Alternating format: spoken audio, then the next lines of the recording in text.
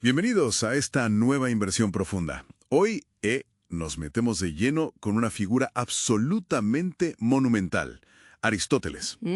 No solo es parte de esa tríada clásica griega, ya saben, Sócrates, Platón, él, sino que muchos lo consideran el primer, digamos, científico de verdad. Exacto. Y las fuentes que manejamos pintan un retrato, bueno, fascinante de su vida, su obra, que es inmensa. Ciertamente. Hablamos de un sistema filosófico que intentó abarcarlo, pues, casi todo. Casi todo el saber de su tiempo, sí. Desde la lógica formal, que, vamos, prácticamente la inventó él, Impresionante. hasta la zoología. Hizo observaciones que tardaron siglos, siglos en ser igualadas o superadas. Nuestra misión hoy, entonces, es intentar destilar la esencia de este gigante intelectual. A ver qué sale. Pues vamos a ello. A mí me intriga mucho cómo se forja una mente así.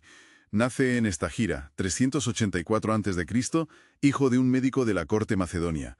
Esa conexión temprana con la medicina, con la observación, fue clave, sobre todo pensando en sus años con Platón. Fue fundamental, yo creo. Pasó 20 años en la Academia de Platón, que era un centro, muy enfocado en la abstracción, la razón pura, las ideas. Claro, el mundo de las ideas, platónico. Eso es. Pero él venía de un entorno donde se observaba, se tocaba, casi un entorno médico. Y esa tensión, esa dualidad entre lo empírico y lo racional, pues marca toda su obra. Entiendo. Y yo creo que explica en parte por qué al final se distancia del platonismo más idealista. Tiene sentido. Y claro, muere Platón y él empieza a viajar, acaba en Lesbos. Y aquí parece que su lado científico explota, ¿no? Totalmente. En Lesbos se mete de lleno en la biología marina.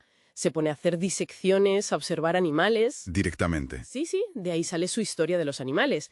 Llega a describir unas 500 especies. ¿500? Y propone una clasificación pionera. Animales con sangre roja, los enjaima, que son básicamente los vertebrados, Ajá. y los sin sangre, anjaima, los invertebrados. Un intento increíblemente temprano y sistemático de poner orden ahí. ¿Y de esa época hay algún descubrimiento que digas, esto fue rompedor? Algo que nos sorprenda hoy. Pues mira, sin duda su descripción del ectocótilo del pulpo. ¿El ¿qué? Ectocótilo. Es un brazo especializado que tienen los pulpos macho para la reproducción. Lo describió con un detalle tan preciso y tan adelantado a su tiempo que, la gente pensó que eran fantasías suyas. No me digas. Hasta el siglo XIX no se confirmó. Se descartó durante más de 2000 años. ¡Qué barbaridad! 2000 ignorado. Increíble, ¿verdad? Y no solo eso, También están sus estudios sobre cómo se desarrollan los embriones de pollo. Ah, sí.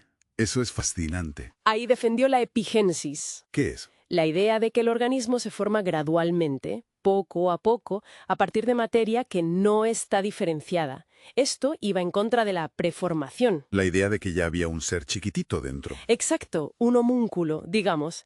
Él observó día a día cómo iban apareciendo las estructuras en el huevo. ¡Qué paciencia y qué ojo clínico! Nunca mejor dicho. Totalmente. Vale. Y después de todo esto, funda el Liceo en Ateras, su propia escuela, la Peripatética. Y aquí nos topamos con algo curioso sobre sus escritos, sobre lo que nos ha llegado. Afecta mucho a cómo lo leemos hoy, ¿verdad? Muchísimo. Se cree que Aristóteles escribió dos tipos de obras.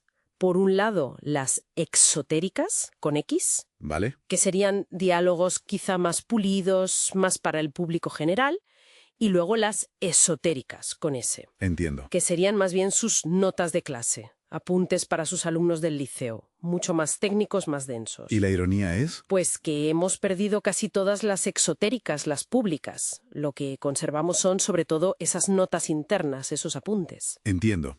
Es como si de un gran comunicador solo nos hubieran llegado sus borradores técnicos, sus esquemas. Exactamente. Por eso a veces su lectura resulta tan ardua. Claro. Conocemos al académico súper riguroso, al investigador, pero apenas vemos al divulgador, que algunas fuentes antiguas sí describen.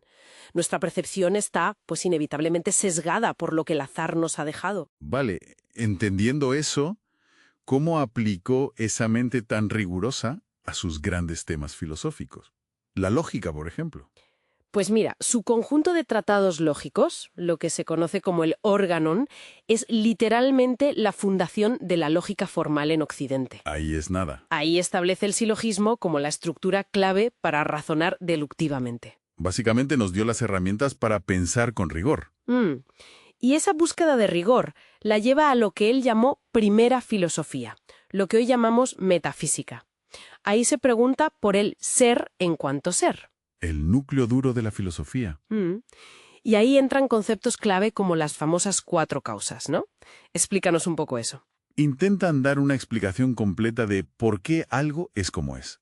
Piensa en una estatua de bronce. Vale. La causa material es el bronce mismo. La causa formal es la forma, el diseño que tiene la estatua. La eficiente es el escultor, quien la hizo. Y la final, el telos, es su propósito. ¿Para qué se hizo, no? Honrar a alguien, decorar. Material, formal, eficiente y final. ¿Entendido? Y junto a eso introduce la idea de potencialidad, dunamis, y actualidad, energía, para explicar cómo cambian las cosas, el movimiento.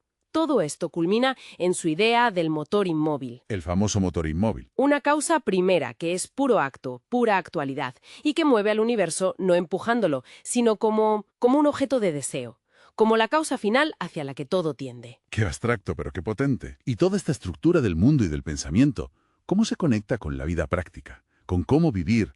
Ahí entra la ética, la política. Directamente. En la Ética a Nicómaco, su obra cumbre de ética, busca definir la eudaimonia. Que no es solo felicidad, ¿verdad?